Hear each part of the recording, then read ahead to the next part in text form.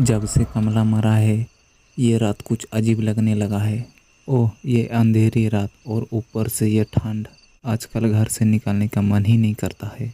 गांव का दो आदमी बात करते करते घर आ रहे थे। तभी दोनों को अचानक एक लड़की दिखती है जो दूर अंधेरी में खड़ी थी।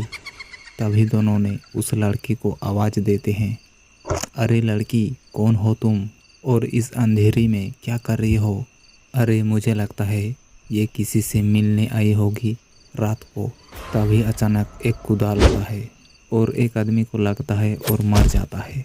तभी खड़ी हुई लड़की हंसने लगी।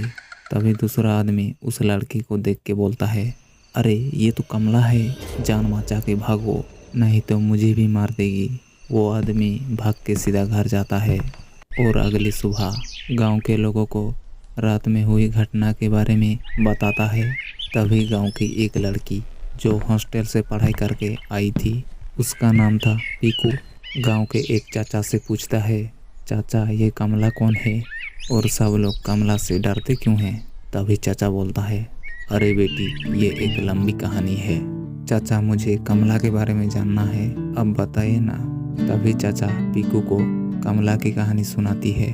चाचा बोलता है, कमला के परिवार में कमला और उसका पापा रहता था। कमला का पापा बूढ़ा काफ़ी गरीब था, दिन रात खेतों में काम करता था और उसका बेटी कमला घर का कामकाज करती थी। काम खत्म करके उसका पापा को खाने के लिए बुलाने जाती है। कमला थी तो गरीब लेकिन दिखने में थी बहुत सुंदर। तभी गांव के कुछ लड़के कमला को बुरी नज़रों से देखते हैं और हर रोज छेड़ते हैं।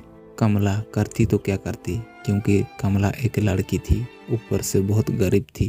पीकू बेटी, तुम नहीं जानती हो ये गांव के लोग कितने बुरे हैं, इसीलिए कमला गांव के लोगों को बुरी तरीके से मारती थी।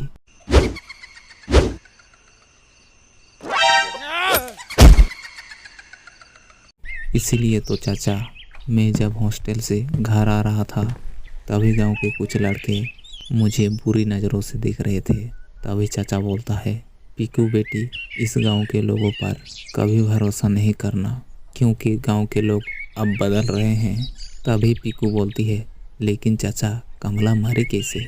कमला ये सब बातें उसका पापा को नहीं बताती है, लेकिन उसका पापा दूर खेतों से ये सब देख चुका था, लेकिन कमला को इसके बारे में नहीं पूछता है। दोनों खेतों से घर आते हैं। अगली सुबह कमला जैसे ही सो के उठती है और देखती है उसका पापा मर गया था। कमला का पापा रात भर कमला के बारे में सोच सोच के मर गया था।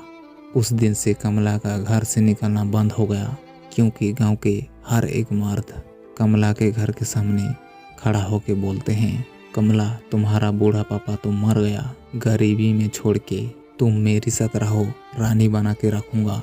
गांव के सभी मर्द कमला के ऊपर मरते थे, हर कोई उसे रखना चाहता था, पाना चाहता था। गांव के औरतें कमला के बारे में गंदी गंदी सोचने लगे। कमला को जाके बोलते हैं, अरे कमला कलमुही, हमारे पतियों पर क्या जादू कर दिया है जो रात को भी हमारे पास नहीं आते हैं? तुम्हें यह नहीं पता है ये शादीशुदा हैं? अरे हम तो एक पति के साथ रहते हैं, तुम तो हजारों पतियों के साथ रहती हो, फिर भी तुम्हारा मन नहीं भरता है। ये सब बातें सुन के कमला ही जानती थी उसके मन को कैसा लग रहा था। जैसे ही रात होता है, कमला एक रस्सी को हाथ में लेके जंगल की ओर जाती है और फांसी लगा के मर जाती है। उस दिन से गांव का काल आया है। हर रोज रात को जंगल से रोने की आवाज़ सुनाई देती है, इसीलिए इस गांव का नाम रखा गया है कमलापुर। दूसरे दिन गांव के दो आदमी जंगल में जाते हैं लकड़ी लाने। तभी दोनों कमला की लाश को देख के डर जाते हैं। तभी कमला की आत्मा दोनों के आसपास घूमती है और दोनों को कुल्हाड़ी से काट काट के मारती है। कहानी की सीख है, बुरा करोगे बुरा भरोगे।